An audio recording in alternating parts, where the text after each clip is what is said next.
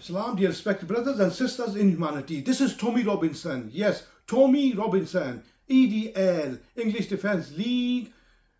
He's going to be holding the Quran and he will certainly lying against the Quran.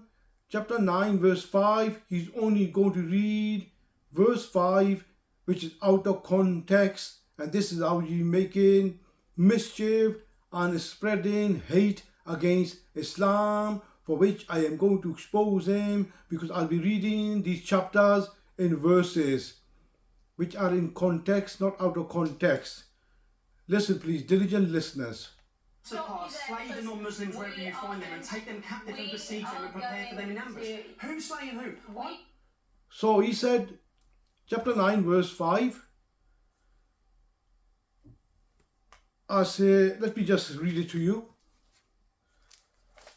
He said, and I quote, "But when the forbidden months are past, then fight and slay the pagans, the idolaters, wherever you find them, and seize them, beleaguer them, and lie in wait for them in every stratagem of war."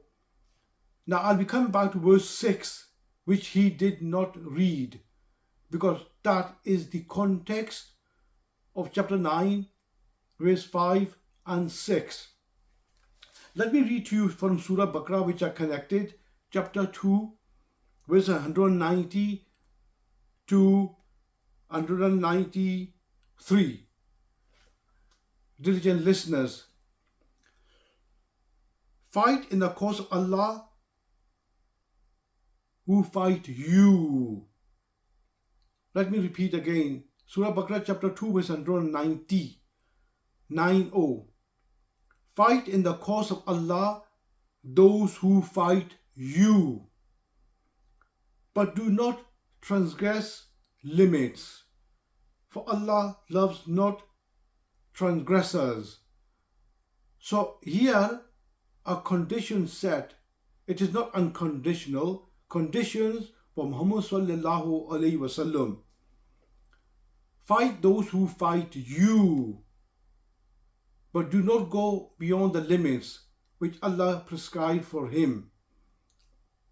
Coming up, verse 191. And slay them wherever you catch them, and turn them out from where they have turned you out. For tumult and oppression are worse than slaughter.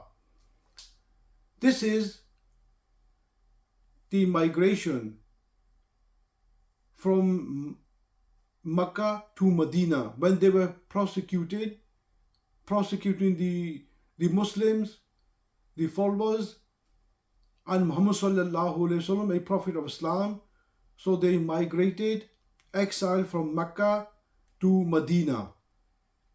When he built enough force, when he had enough revert to Islam,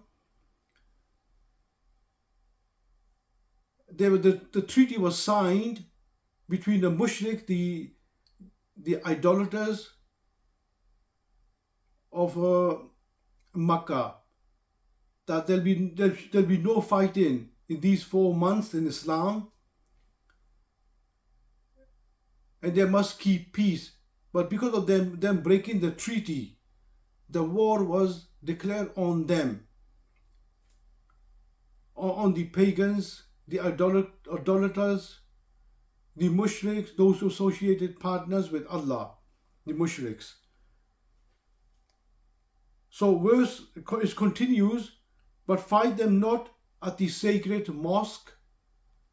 Thus in Mecca, Allah said, but fight them not at the sacred mosque, which is in Mecca, unless they first fight you there.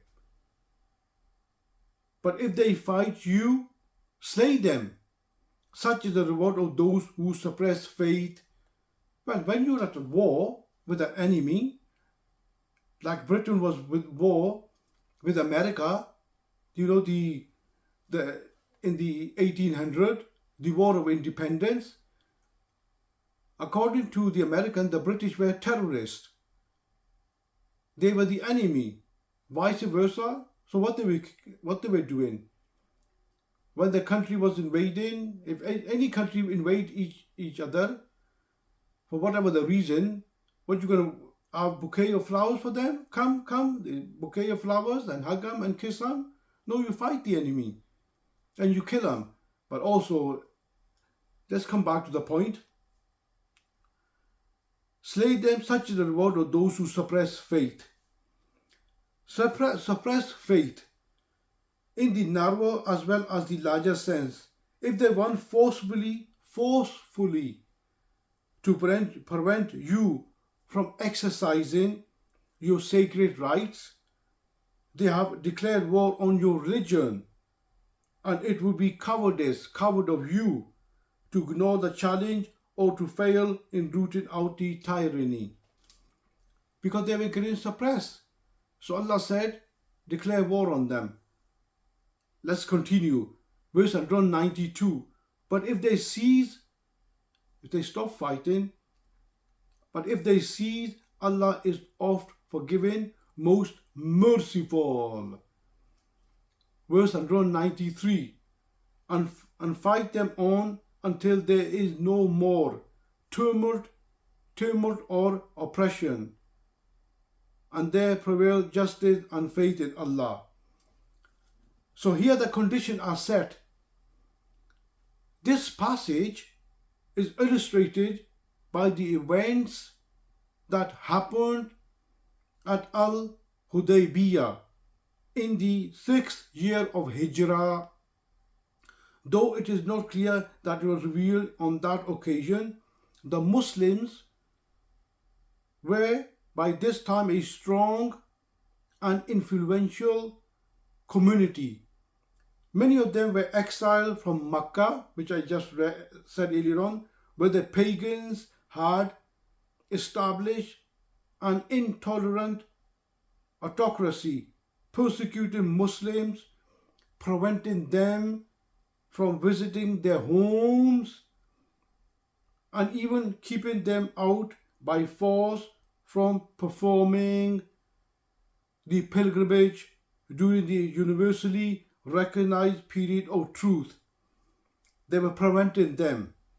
This was intolerance, oppression, and autocracy to the last degree, and the mere readiness of the Muslim to enforce their rights as Arab citizens resulted without bloodshed in an agreement which the Muslim faithfully observed.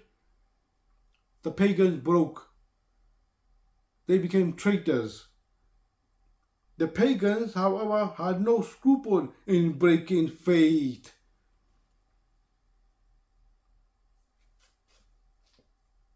Verse 9, when you do capture the enemy, which he quoted out of text, only chapter 9, only verse 5. I'll read again. But when the forbidden months are past, then fight and slay the pagans wherever you find them, and seize them, beleaguer them, and lie in wait for them in every stratagem of war. As the Englishman will say, you do not fight with kid gloves. But if they repent and establish regular prayers, which Tommy Robinson did not read, and practice regular charity, then open the way for them, for Allah is oft forgiving, most merciful. Verse 6.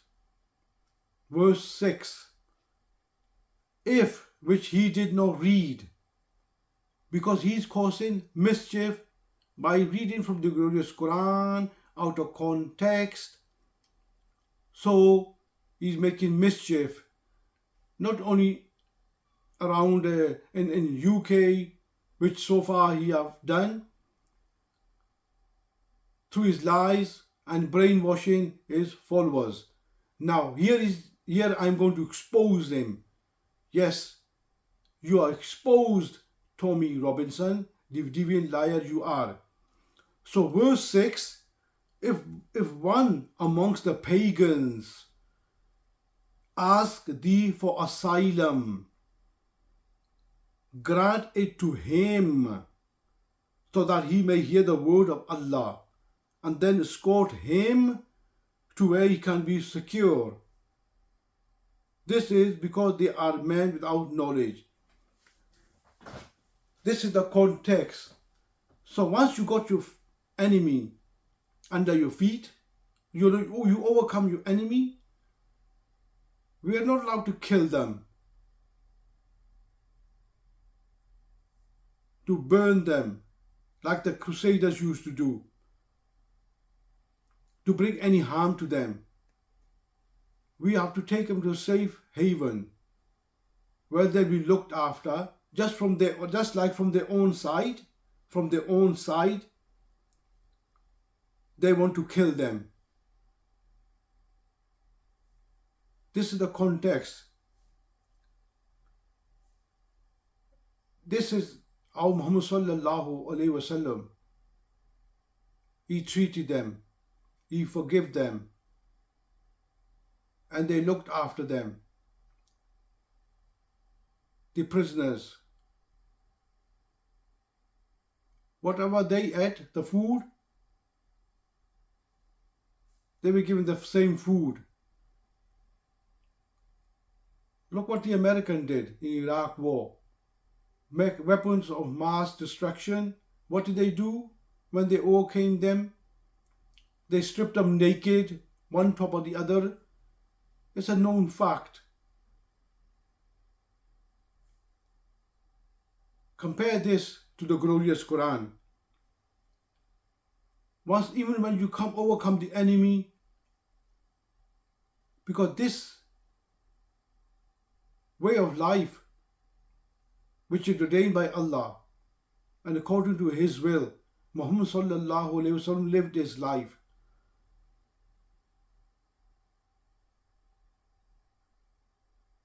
This is the context, my dear respected brothers and sisters in humanity, which he did not read.